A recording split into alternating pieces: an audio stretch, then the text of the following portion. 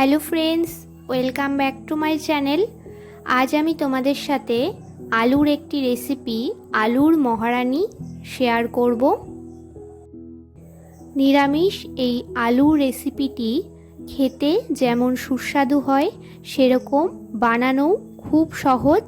তো চলো সবার প্রথমে আলুর মহারানি বানানোর জন্য এখানে আমি কয়েকটি আলু 4 টুকরো করে কেটে পরিষ্কার করে জলে ধুয়ে আলাদা একটি পাত্রে জল ঝরিয়ে তুলে নেব।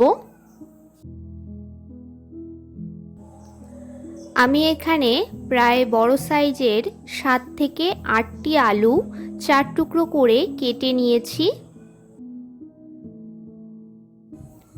এবার এই রেসিপিটার জন্য যে মশলাটা তৈরি করতে হবে সেই মশলার উপকরণগুলো একসাথে করে নেব। এখানে একটি বাটা মশলা তৈরি করে নিতে হবে। তার জন্য আমি বড় সাইজের একটি টমেটো, কয়েক টুকরো আদা ও কয়েকটি কাঁচা লঙ্কা নিয়েছি। এগুলিকে গ্রাইন্ডারের মধ্যে নিয়ে ফাইন পেস্ট তৈরি করে নেব। তো অল্প পরিমাণে জল দিয়ে মশলাটা পেস্ট করে একটি পাত্রের মধ্যে নিয়ে নেব। এবার এই বাটা মশলার মধ্যে কিছু গুঁড়ো মশলা অ্যাড করে দেব। হাফ চামচের মতো হলুদ গুঁড়ো, হাফ চামচের মতো জিরে গুঁড়ো, হাফ চামচের থেকে একটু বেশি পরিমাণে দিয়ে দেব ধনের গুঁড়ো। এবার এই সব গুঁড়ো মশলার সাথে বাটা মশলাটা একসাথে ভালোভাবে মিশিয়ে নেব। তো এখানে আমাদের আলুর রেসিপিটার জন্য মশলাটা তৈরি হয়ে গেছে। এবার বাকি রান্নাটা শুরু করব।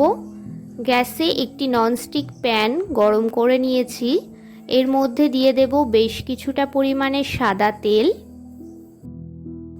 তেলটা অল্প গরম হয়ে গেলে এর মধ্যে কেটে জল ঝরিয়ে রাখা আলুর টুকরোগুলো দিয়ে দেব। তোমরা চাইলে আলুগুলোকে আগে থেকে অল্প বয়েল করে নিতে পারো। আমি এখানে আলুটা আগে থেকে বয়েল করিনি। আমি তেলের মধ্যে আলুগুলোকে দিয়ে কিছুটা ভেজে নেব। আলুর মধ্যে আমি নুন হলুদ কিছুই দিচ্ছি না, শুধুমাত্র গ্যাসের ফ্লেমটা মিডিয়ামে রেখে তেলের সাথে অল্প ভেজে আলুগুলোকে তুলে নেব।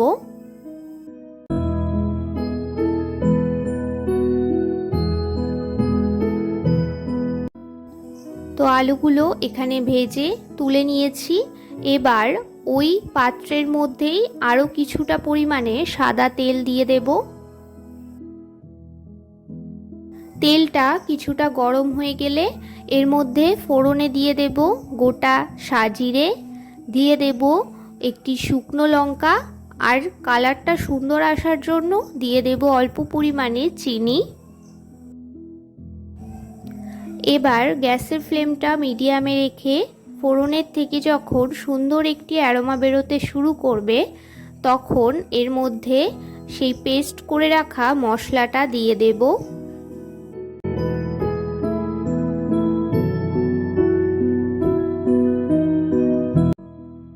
তো এর মধ্যে বেটে রাখা মশলাটা দিয়ে ভালোভাবে একটু কষিয়ে নিতে হবে।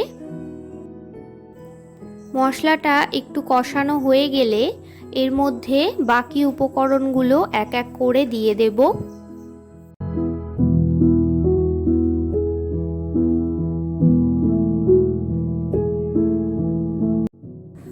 মশলাটা বেশ কিছুক্ষণ কষিয়ে নিয়েছি এবং এর মধ্যে থেকে ভালোভাবে তেল ছেড়ে এসছে। এবার এর মধ্যে দিয়ে দেব অল্প পরিমাণে জল। জলটা দিলাম যাতে মশলাটা তলায় ধরে না যায়। তো জলটা দিয়ে অল্প কিছুক্ষণ কষিয়ে নিয়ে এর মধ্যে বাকি কিছু উপকরণ দিয়ে দেব। দিয়ে দেব স্বাদ মতো নুন, সামান্য পরিমাণে দিয়ে দেব কাশ্মীরি লঙ্কার গুঁড়ো,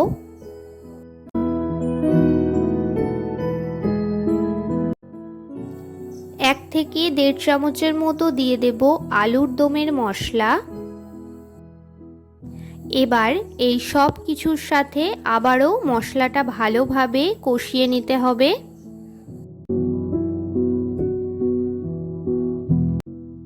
গ্যাসের ফ্লেমটা মিডিয়াম টু লোতে রেখে কিছুক্ষণ ঢেকে দেব। তো মশলাটা আরও বেশ কিছুক্ষণ কষিয়ে নিয়েছি। এবার এর মধ্যে দিয়ে দেব ফেটিয়ে রাখা টক দই। তো গ্যাসের ফ্লেমটা একদম লোতে রেখে এর মধ্যে এবার টক দইটা দিয়ে দেব। তো আমি এখানে প্রায় 4 থেকে 5 টেবিল চামচের মতো টক দই ভালোভাবে ফেটিয়ে নিয়েছি। তো সেই টক দইটাই আমি এর মধ্যে দিয়ে দিলাম।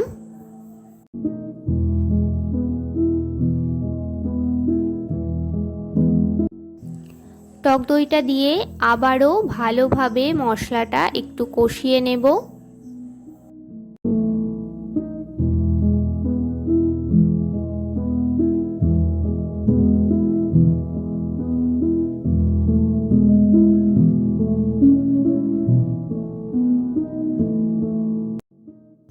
প্রায় 5 থেকে 7 মিনিটের মতো মশলাটা আরও কিছুক্ষণ কষিয়ে নিয়েছি। এবার এর মধ্যে দিয়ে দেব অল্প কুচিয়ে রাখা কাজু বাদাম ও কিশমিশ। কাজু বাদাম ও কিশমিশটা আমি অল্প দানা দানা রেখেছি যাতে মুখে পড়লে ভালো লাগে। তো এবার সব কিছু ভালোভাবে একসাথে মিশিয়ে মশলাটা আরও 5 মিনিট মতো কষিয়ে নেব।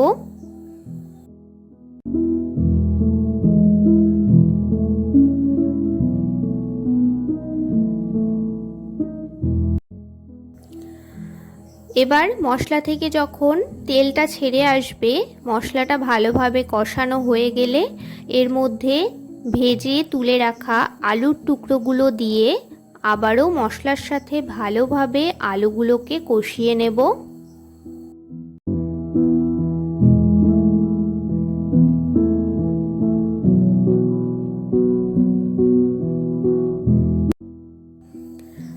তো আলুগুলোকে ভালোভাবে কষিয়ে নিয়েছি।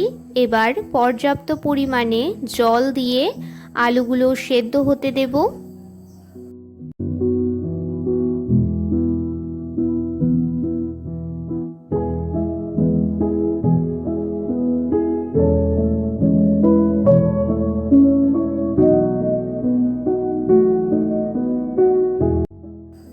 পরিমাণ মতো জল দিয়ে গ্যাসের ফ্লেমটা মিডিয়ামে রেখে ঢেকে দেব আর ভালোভাবে আলুগুলোকে সেদ্ধ করে নেব।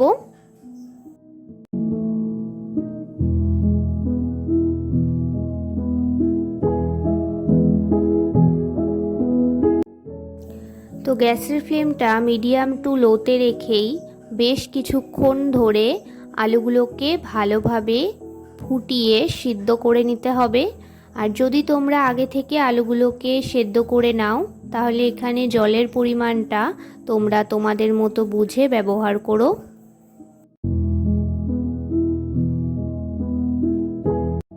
এই রেসিপিটা একটু গ্রেভি গ্রেভি ভালো লাগে, তাই জন্য আমি আলু সেদ্ধ হওয়ার পরে জলটা মোটামুটি অনেকটাই শুকিয়ে আসবে, তো জলটা আমি সেরকমভাবেই ব্যবহার করেছি।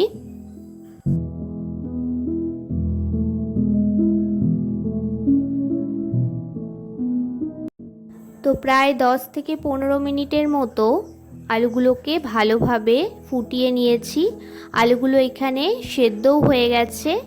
এবার এর মধ্যে দিয়ে দেব অল্প পরিমাণে কাসৌরি মেথি। কাসৌরি মেথিটা দিয়ে ভালোভাবে আলুর সাথে মিশিয়ে দেব।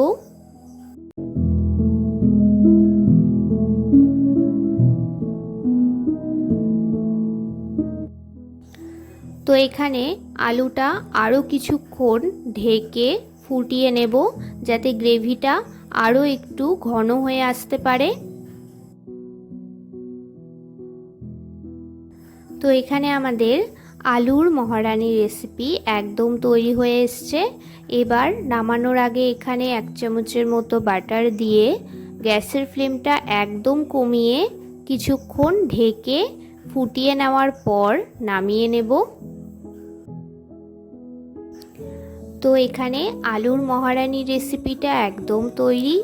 এই রেসিপিটি তোমরা রুটি, পরোটা, লুচি বা রাইস পোলাওয়ের সাথেও সার্ভ করতে পারো।